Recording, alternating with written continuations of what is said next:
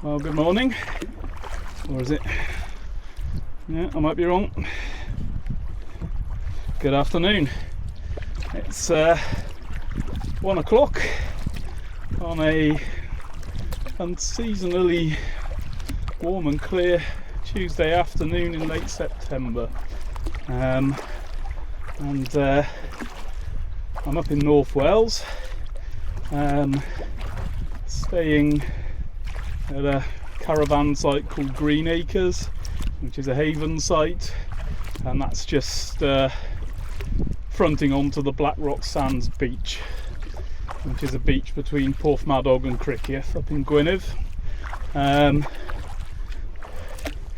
I've done this morning is I've put the Faithful Sea kayak, which I'm giving another go, onto its launch trolley, and I've walked it, I don't know, probably sort of 15 minutes or so through the campsite to their beach path, and then made a bit of a hash of launching it into receding waters in a couple of pools that weren't as deep as they looked like they were. So had a bit of a walk through some of those, and yeah, now we're in the proper sea.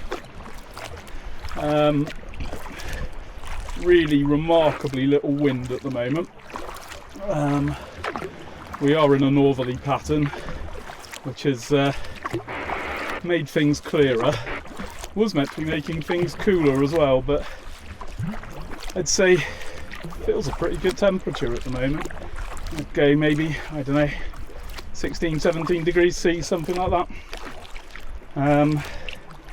So yeah, let's see what we can do. So the first point of action is I'm heading for Criccieth Castle, which is in front of us. See if we get a little bit closer to that. I'm not complicating things with drones today, so it's all going to be from this Insta360 camera, but it does give a few aspects, to be fair. So yeah, first time in the boat in a little while. I succumbed to the first winter man flu thanks to my child Vector, so that took me out for a good couple of weeks, so we're over that one now. And yeah, I think because we're back on the sea, got the VHF on me, which is what you can hear crackling occasionally. Tend to carry a mobile phone as well, but the nice thing about the VHF is if anything exciting is happening weather-wise, they tend to tell you on channel 16, so you can keep an ear on that. I'm not super familiar with the waters here, but further up this bay is where we were last summer when I bought the two-person inflatable and had the little one out in that for a couple of goes. So that's sort of the just this side of Pwllheli really, which is up the bay there. I don't know, probably 8 or 9 miles, something like. But it is, of course, Cardigan Bay, so we know roughly how tides work in Cardigan Bay. So the tide's going out at the moment, so it's going to be running south. So if I go in this way, we're against the tide to begin with. Somebody having a bit of fun there. Can't hear them, but you can hear that there's something. Yeah, so we're against the tide and we're against what little bit of wind there is as well. Thinking being that when we're tired at the end, then get a bit of a push back. I'm expecting an even longer walk back to the caravan because this is a fairly flat beach, so I think when the tide's really out, it's potentially going to add quite a bit to it. But yeah, nice to be out, see what's going on in the world, and have a bit of me time. Didn't really get a proper holiday this summer, so this was my consolation prize. So got here yesterday, which was Monday. I'm here on my own until Friday, and then my wife and daughter are joining me for the weekend then, so we'll do some family stuff. So it's a bit of a mixed bag. I think the little one's in school now, so although you can take them out, we don't really like to because she's still settling in, and my wife's a bit limited on leave as well, so it seemed like a reasonable compromise. And yeah, in the vein of better than nothing, it's not a bad start. I wasn't just planning for this one to be a kayaking break, so I've brought my gravel bike with me as well, and a set of walking boots, so can do a few things depending on the weather really. One of the nice things up here is there are some inland options for paddling, so if we do find the seas a bit rough, for one thing on the high tide, you can go up and explore Porth Madog on the river, up to past Port Merion up the estuary there, is it the Dwyr, I think it is, and you can potentially go a long way up that towards Maen Torog, which is quite a bit inland. I did see a video of somebody doing that, but I noticed when they got there they then got out and presumably got a lift home in a car or something, so I don't think I want to do anything that means I can't get back to where I started, because it's just going to cause me logistical problems. So yeah, there's that one. There's also the lake up at Trasfynydd by the nuclear power station. But I did a recce up there yesterday, and annoyingly you need to buy a day ticket for £5 from the cafe there, but unbeknown to the internet they're only opening Wednesday to Sunday now, so lots and lots of people up there fishing, but I didn't really want to put in without the paperwork because it's a bit of an unknown quantity, and I prefer an easy life really.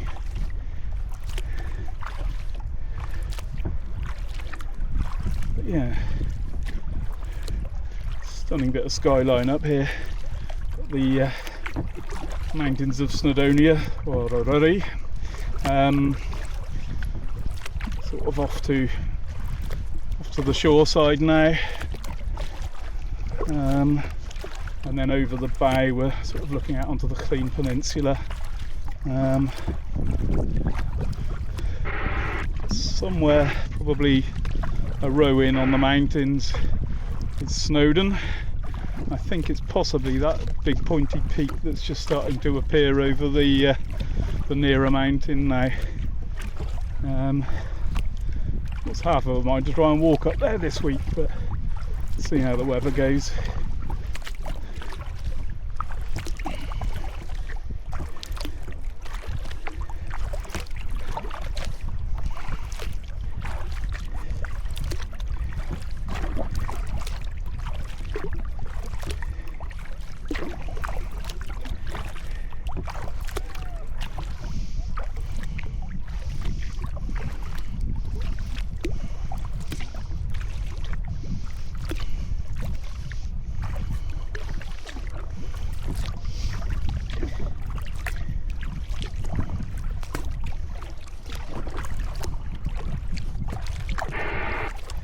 That was the Cricketh lifeboat on the radio there, talking to the Coast Guard. Can't hear too much of what they're up to because having said hello, they've then switched on to channel 0, which is the emergency channel. So you can't pick that one up from a domestic radio.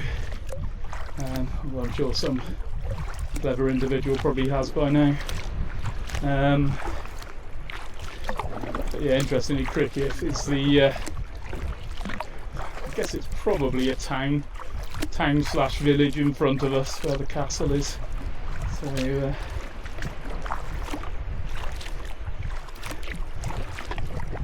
don't think we're quite there to test the viewer because it's quite a wide angle on the camera, but I do think I can see a flash of orange to the left of the castle, so it's possible that's where they are. They could equally be out on a shout, of course, and miles out to sea, so.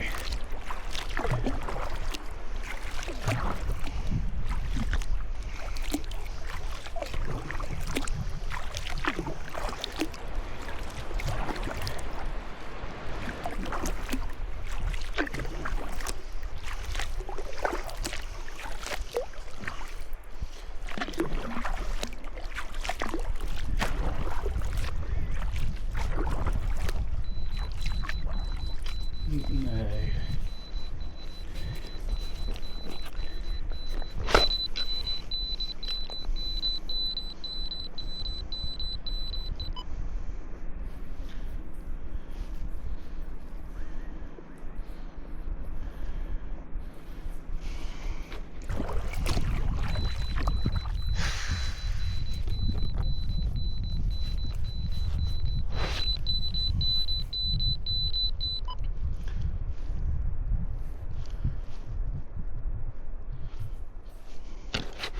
So that annoying alarm noise coming off of the handheld radio is a collision detection, which is giving an error, and it's all part of the fancy position identification system that's on the modern radios now. It's called DSC, and the idea of it is, if you do end up in a mayday situation, you can flip the back of the radio, press the magic red button, and as well as letting you talk to the Coast Guard, it transmits your position to them and some basic information about what the vessel is that you've pre-programmed as well, so it makes it much easier for them to find you,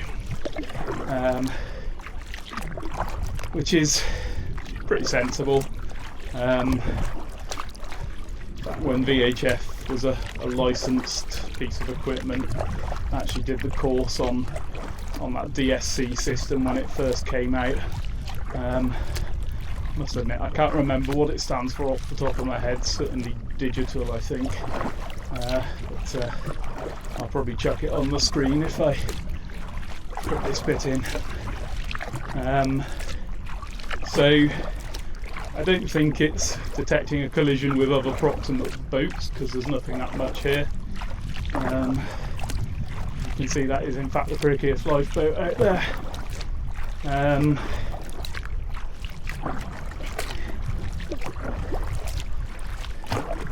Quite sure what they're looking for, but keep half an eye out ourselves in case it's somebody in the water or something.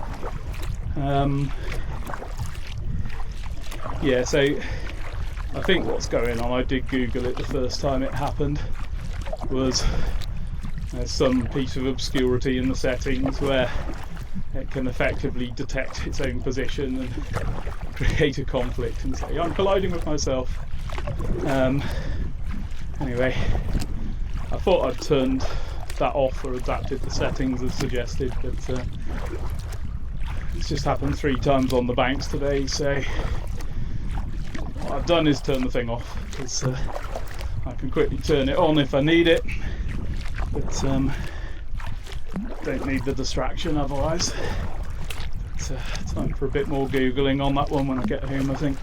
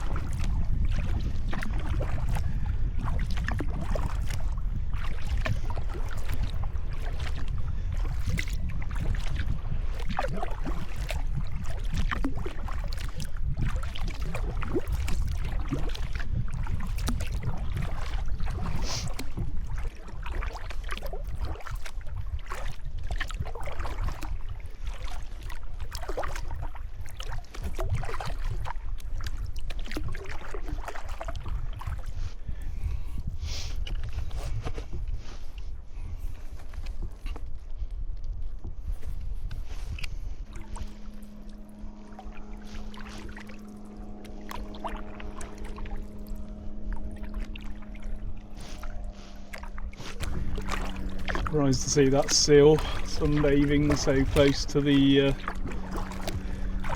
town beach there. Quite special. I've seen a few in the water pop their heads up when I've been out at sea, either paddling or rowing, but not seen one astride a rock sunbathing for quite some time. Back when I used to scuba dive, I've been to a few places that are a bit more saturated in seals, you know, Lundy and those sorts of places. But yeah, it's a good sign that water isn't entirely polluted and nasty.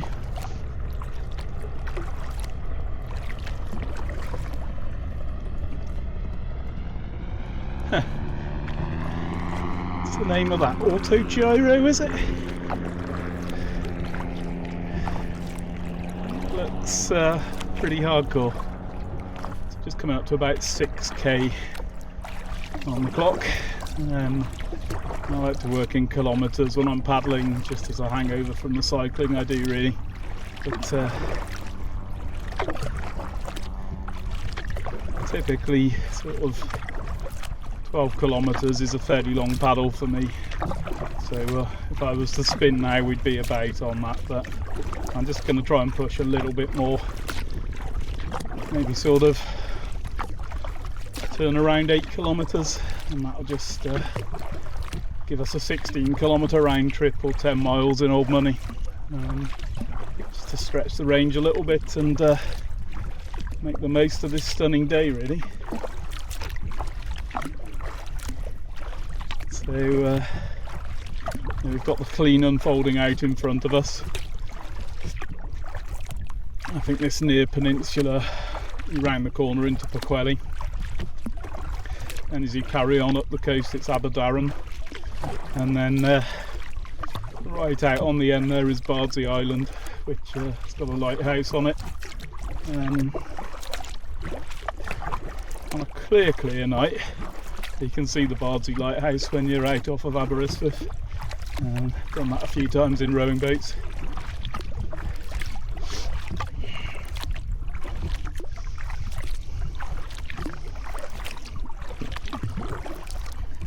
I have to say I'm beginning to like this boat a bit more as well. It's feeling like it fits a bit better now. They talk about wearing a boat so you can kind of control its roll with your hips, and doing that a bit more now. So it's nice and stable, a bit happier sort of popping the paddle down for a bit and just bobbing around.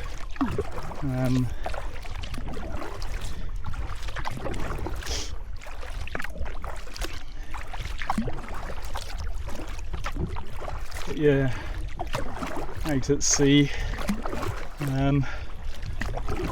as a general rule I'm not going any further offshore than I'm willing to swim if I had to, but I've got a few bits of equipment with me. So I've got a spare paddle bungeed to the foredeck. I've got a float bag, a paddle float, which is designed to be blown up and strapped around one end of your paddle, so it gives you a fulcrum to swing around if you need to get back in the boat mid-water. Got a pump as well to pump water out.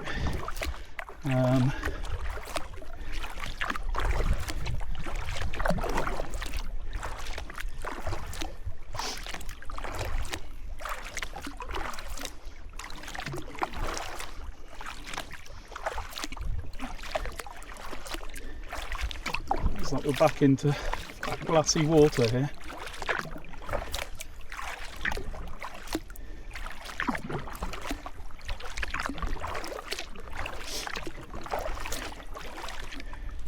See a bird duck dive in front of us, maybe it'll come back up.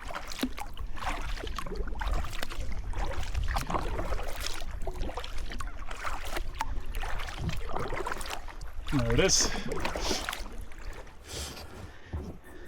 Okay, well, welcome to part 2. I've put into a quick comfort break, and more importantly get a new battery in the Insta360, because I've been running at a higher res today on 8K, and while I'm sure that gives us some interesting output, it does seem to eat batteries at about twice the rate of what I've traditionally been doing with it. So turning around now, just about on 8 kilometers. So what I'm going to do is to reduce it down to 5.3k, which is the intermediate setting, and we'll just see how that is as a compromise, really. Notice I'm messing about with a spray deck today, not because I'm expecting a tsunami, but because I want to practice just getting a little bit more comfortable with one while the weather's good. Important thing with the spray decks is to leave the tag outside, which is not quite the work of Sherlock, but you know what I'm saying. Right, let's see what we've got in the other direction. 8.19 kilometers, and actually it took us 2 hours to do that, although I think I probably started the clock when I was faffing about in the shallows launching. Did have a seal floating around in the water near me in between batteries, but didn't really get close enough to have seen it well on the camera, so I don't think we missed anything there. Lots and lots of birds up here. I think this is sort of the hard to get to bit of beach between resorts, so I did my best to put in without disturbing any wildlife, and yeah.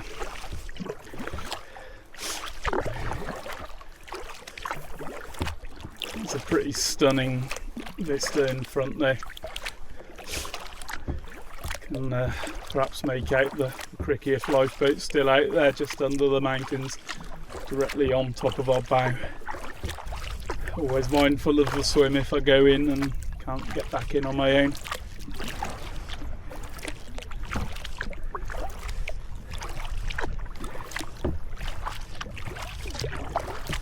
I think in terms of the solo paddling thing, it's a reasonable fit for where I am in my life at the moment.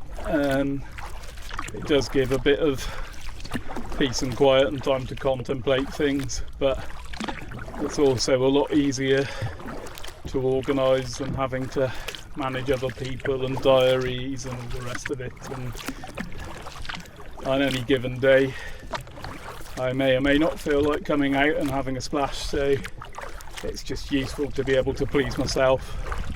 You know, I was going to get in earlier this morning, sort of 10 o'clock-ish, and float up the river, but firstly it's a bit of a waste doing that on a day when the sea's so flat, but secondly I just fancied a bit more coffee and a bit more of a relax to get up and doing, and I'm on holiday, so why not, really. But I think this probably should still add up to my longest paddle by the time we're back to where we put in, which is not nothing. Now then, just having a little bit of steerage issue here, and the reason for that is that my skeg, which is like a drop down fin on the back of the boat, I took it up to land on that beach that we just launched from, so pop that back in, and it just gives us a little bit more sort of straight line control. It's all good stuff.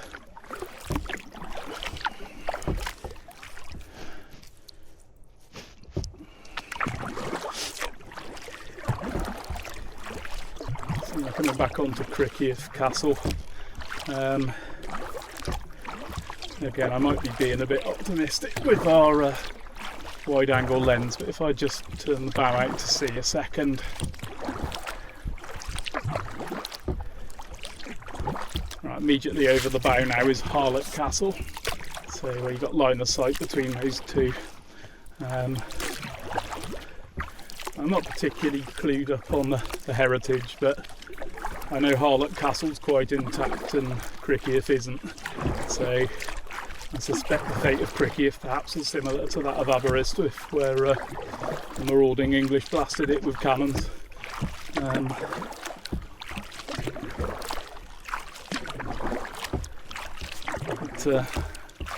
Let's take the time to understand that one a bit more, really.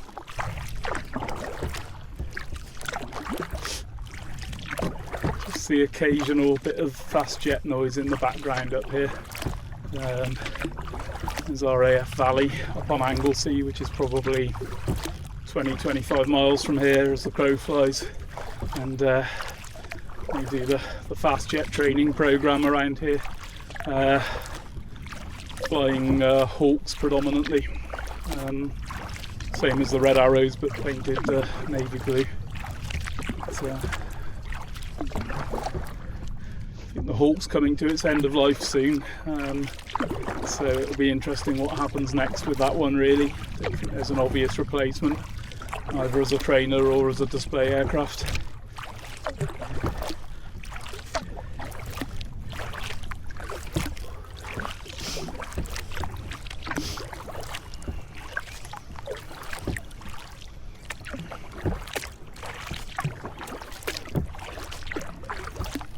A little bit of a noise echoing through the boat as we gently rock side to side, and it's not that I filled it with pebbles for extra training value, it's that I've got the wheels in there from the trolley that I launched it on, so I've detached those, put them under the big hatch, and then I've bungeed the frame of the trolley itself over the top, so it's sat on the rear deck behind me. It saves the worry of leaving it and hoping it's there when you get back and having to walk half a mile to get it and all that sort of stuff, really. So yeah, quite a nice thing to have, really. I might do a bit of a video of the kit that I use, but if you think that might be interesting, perhaps say in the comments and I'll have a think about it. Far from an expert at kayaking, but gradually building confidence and capability over time, and do know quite a bit about the water, having previously done scuba diving, boat handling, rowing boats, rowed across the Irish Sea a few times, 3 in total. So yeah, throw it all together and it's not unfamiliar territory, but I'm pretty conservative in what I do these days. I don't take massive risks in the boat or in other sports for that matter. I think through the rear view mirror scuba diving was quite risky, at least it was how I used to do it, but it must be nudging on 20 years probably since I've dived in anger, so I think that one's probably in the rear view mirror, although there's still some cylinders rusting away in my garage. The good news is I depressurised them all a while back because it occurred to me they did have explosive potential as they corrode away with age. So yeah.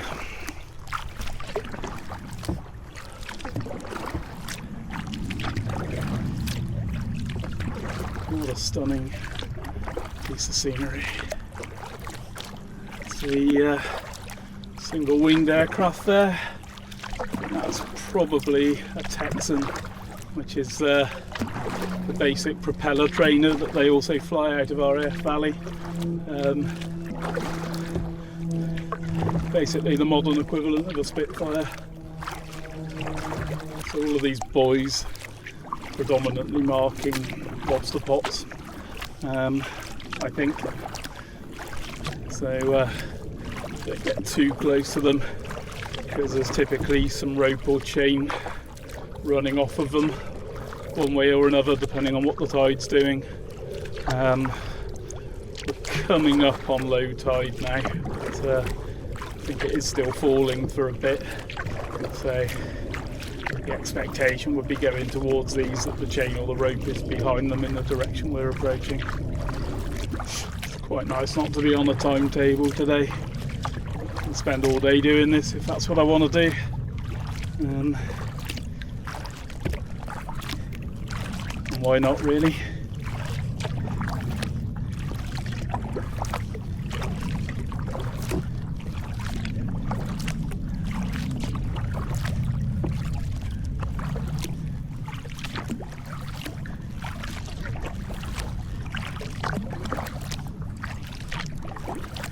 The lifeboats just go into bed behind the castle there.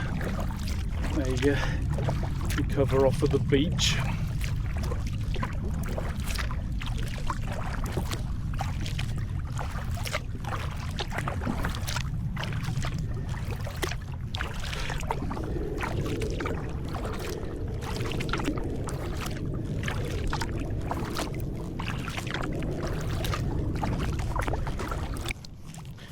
One of the downsides of this spray deck is it means if I want to adjust my feet pegs, because I'm just feeling a little bit stretched as I'm getting tired, I need to take it off to reach in. So there's one. Tends to be easier to reach with the opposite hand with these. And oh, there's two.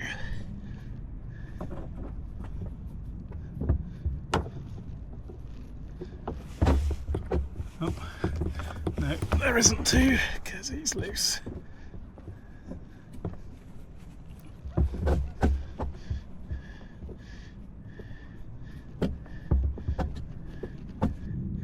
Right, that's better.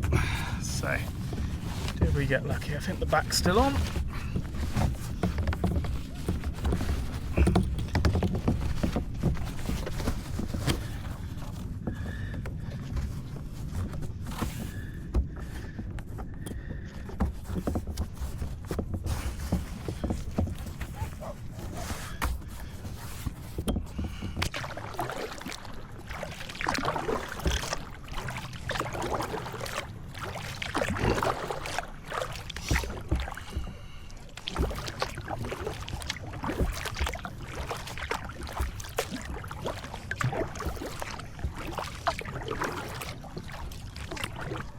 We're on spring tides at the moment, which means that it's big when it's in and it's big when it's out. So potentially we'll see a lower low tide than we might when the tides are a bit smaller or neap. Tends to be that it's sort of a 30-day cycle between springs and neaps following the phases of the moon. Although I was watching a video the other day and somebody was saying spring tides at the moment and they'd have to come back in the autumn when they're smaller, which made me smile. Just wonder if at absolute low tide you ever get to the point you can walk around this castle, get from one beach to the other, but I don't know. I'm trying to think those rocks are probably carrying on down below the water line, so maybe not.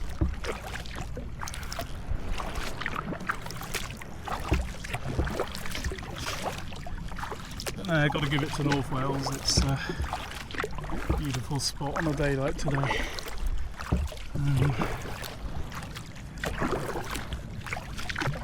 Since our lives changed and we started having these caravan or chalet holidays closer to home, we've always had the option of either coming this way or heading down to the sort of Pembrokeshire Riviera, Tenby area, that sort of thing. And I don't know, this has certainly got the more spectacular backdrop with the mountains.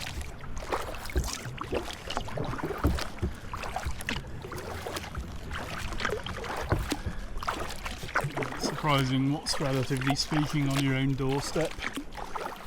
Probably about an hour and a half drive from home staying up here this week, so it's pretty palatable.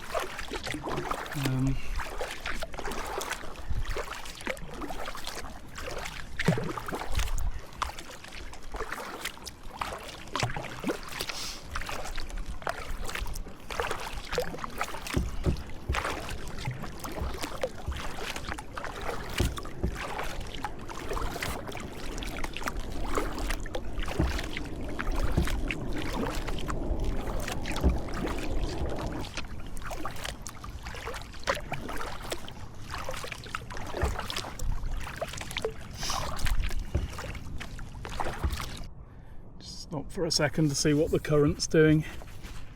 So I think it is still running maybe a little bit south, maybe sort of southwest, but getting nearer to slack water now.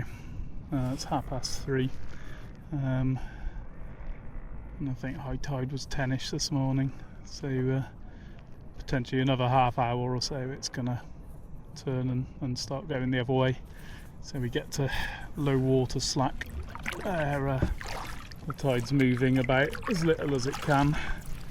Obviously there's a high water slack as well then at the top of the tide.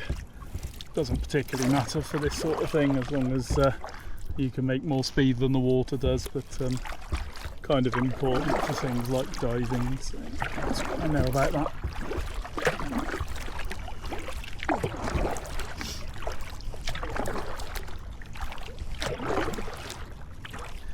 This means that we're probably going to have the sort of maximal walkbacks to the caravan with the boat on the trolley. But, what I will be doing on the way back is to tie it a bit more firmly to the trolley, because it came unseated a couple of times this morning on the way down.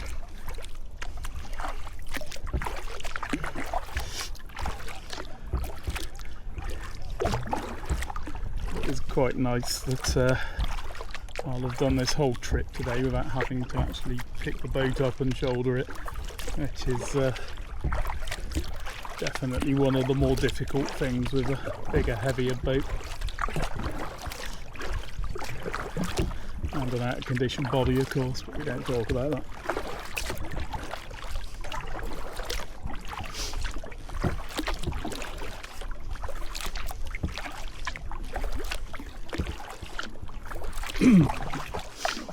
Actually, aside from there being nobody else kayaking up here, there's also nobody else doing anything else, which is quite nice. I've seen one jet ski since I've been here, and a couple of speedboats, but nothing anywhere near me today while I've been paddling.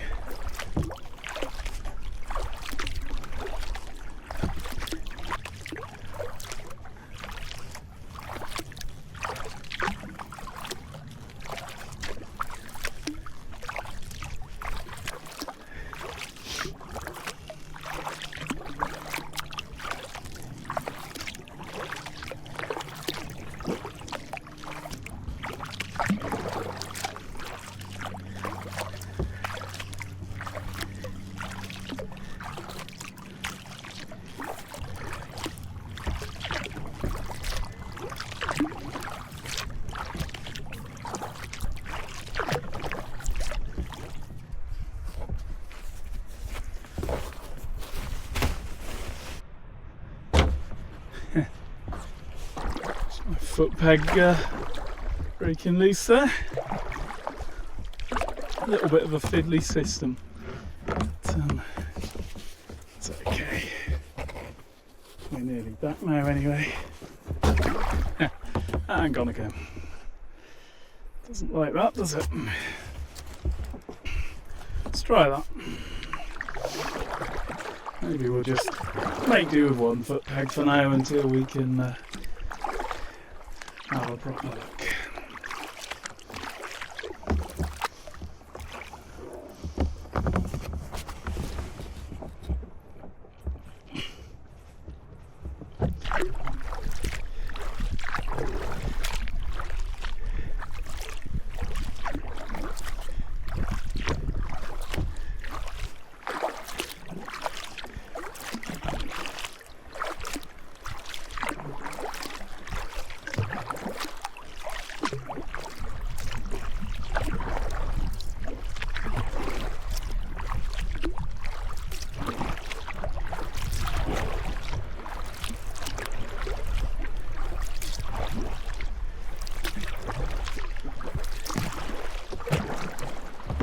There we go.